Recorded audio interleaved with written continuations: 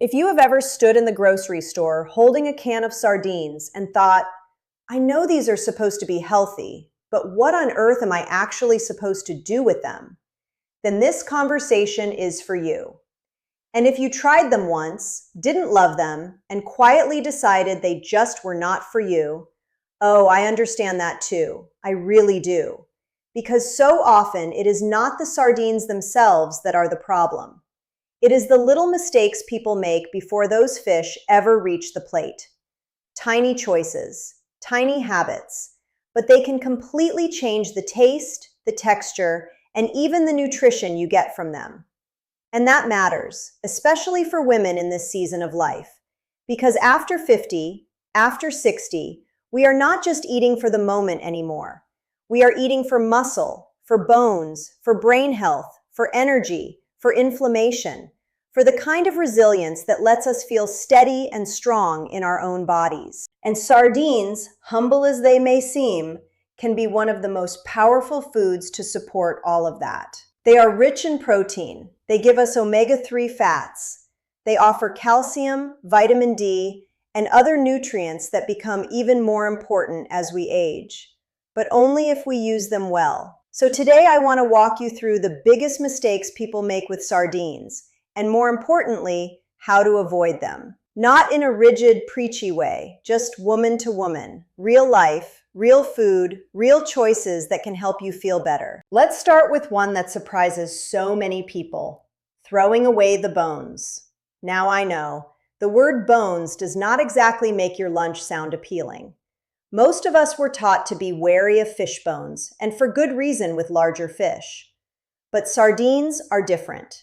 Those tiny bones are soft, they are edible, and in most cases, you barely notice them at all.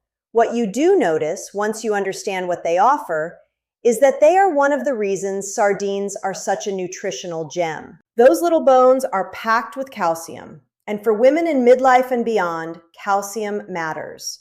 Bone density matters, strength matters, the ability to get up, move well, stay independent, and protect ourselves against fractures matters.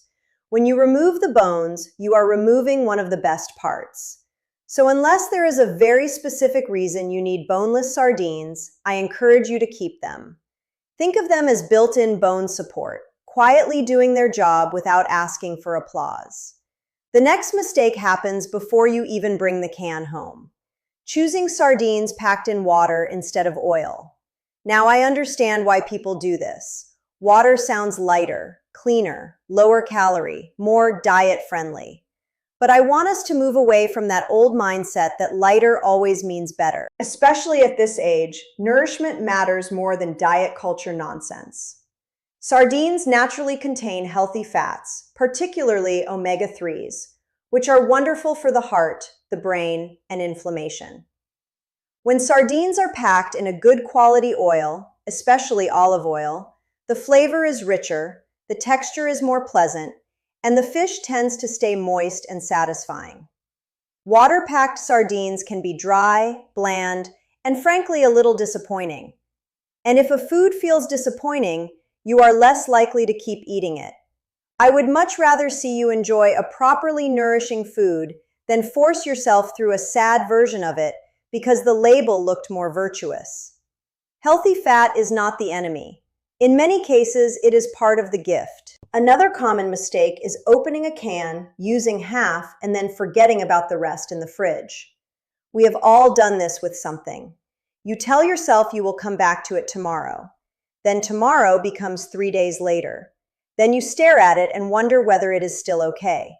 With sardines, once that can is opened, the clock really does begin ticking. Exposure to air changes the flavor and starts breaking down the oils. And if you leave them in the open can, the taste can turn metallic. So here is the simple habit I want you to build.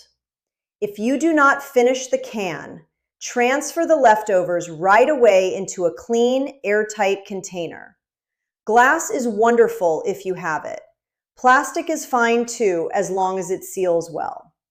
Then refrigerate them and use them soon. Do not leave them hanging around for a week and hope for the best. This is one of those tiny kitchen habits that protects both flavor and safety. Now let's talk about storage before the can is even opened, because yes, that matters too.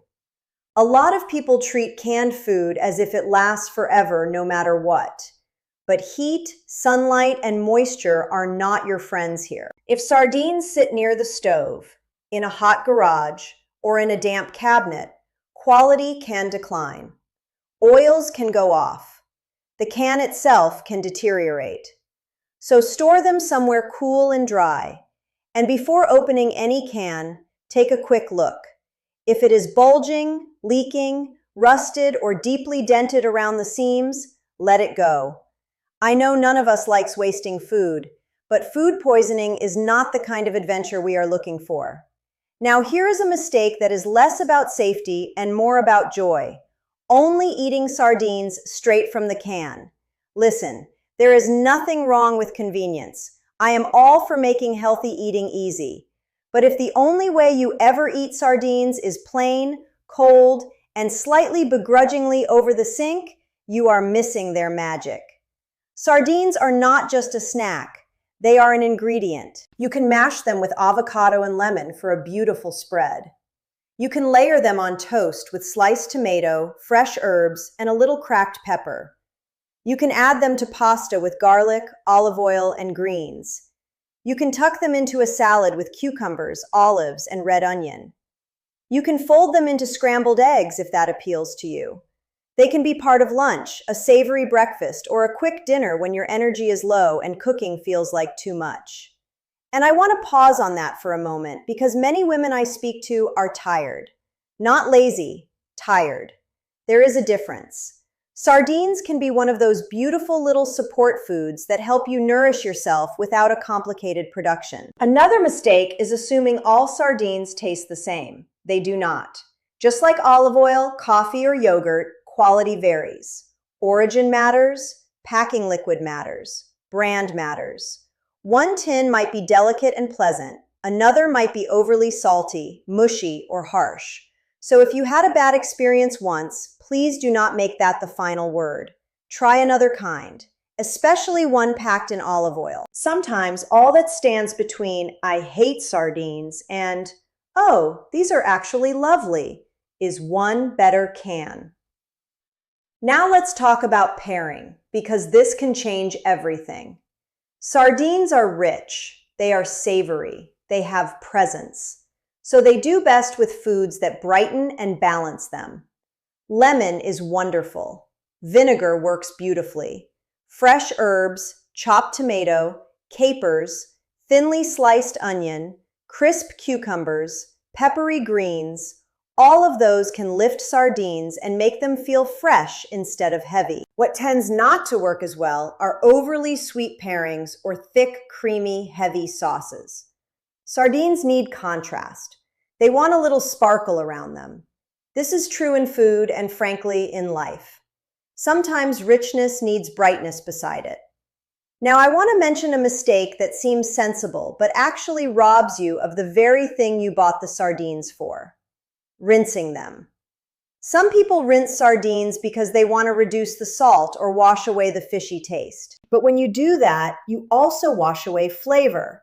And depending on the packing liquid, you may lose some of the beneficial oils clinging to the fish as well. If they are packed in tomato sauce or mustard, rinsing makes even less sense because you are stripping away the character of the food. If sodium is your concern, the better solution is to buy a lower sodium version when possible, or simply be mindful of the rest of the meal. Build around them thoughtfully instead of washing them into submission. We do not need to punish our food to make it healthy. And since we are on the subject, let's talk about that word fishy. So many people avoid sardines because they worry they will taste too strong. I understand that hesitation. But often the issue is not that sardines are inherently too fishy. It is that they are low quality, poorly stored, or poorly paired. Good sardines should taste savory, clean, and pleasantly briny. If you add a squeeze of lemon, some herbs, maybe a little acid from vinegar or tomatoes, that strong edge softens beautifully. Also, taste is something that can evolve. Many of us grew up with bland food, processed food, diet food, or food we rushed through while taking care of everybody else. Part of this chapter of life is learning to savor again, to get curious again, to let our palate mature with us. And now I want to share what I think is the single biggest mistake of all: draining away the oil and throwing it out. That beautiful oil is not just mess. It is not just extra calories to fear. It holds flavor. And if the sardines are packed in a quality oil, that liquid can become part of the meal. Drizzle it over greens. Spoon a bit onto toast. Toss it with warm vegetables. Use it in a simple pasta. Dip a piece of crusty bread into it with lemon and herbs. That oil carries some of the richness of the fish itself, and wasting it means wasting part of the experience. Now, of course, balance matters. I am not saying you need to pour every drop into everything. I am simply saying do not dismiss it automatically, especially if you are a woman who has spent years being taught to fear fat, fear flavor, fear pleasure, fear satisfaction. We are not doing that anymore. Before we finish, I do want to say this. Sardines are wonderful, but they are not perfect for everybody in unlimited amounts. If you have been told to watch your sodium closely, pay attention to the label. If you struggle with gout or high uric acid, sardines may need to be more occasional for you. And if you have a specific medical condition, this is one of those times to bring your doctor or dietitian into the conversation. Healthy food is still personal. There is no virtue in forcing something that does not fit your body. But for many women, sardines can be such a smart addition to the week. Affordable, shelf-stable, protein-rich, supportive for bones, brain, and heart. And that is why I wanted to spend this time on them, because sometimes the most powerful foods are the least glamorous ones. So if sardines have been sitting in your pantry and you were not quite sure what to do with them, here's what I hope you remember. Keep the bones. Choose quality oil-packed varieties when you can. Store them well. Move leftovers into a proper container. Do not assume every brand tastes the same. Pair them with bright, fresh ingredients. Do not rinse away the goodness. Do not fear a clean sea flavor. And please do not automatically throw away that oil. Most importantly, do not let one bad experience convince you that a nourishing food is not for you. You have spent enough years dismissing your own needs, rushing your meals, and making do. This chapter can look different. It can be gentler, wiser, more intentional. You can learn new foods. You can build strength from simple choices. You can nourish yourself in ways that are deeply practical and deeply loving at the same time. Age is just the beginning, and vibrant does not have an age limit. So the next time you open a can of sardines, I want you to do it with a little more confidence and a lot more curiosity. Because sometimes feeling better does not begin with a dramatic overhaul. Sometimes it begins with one small, overlooked food and the decision to finally use it well.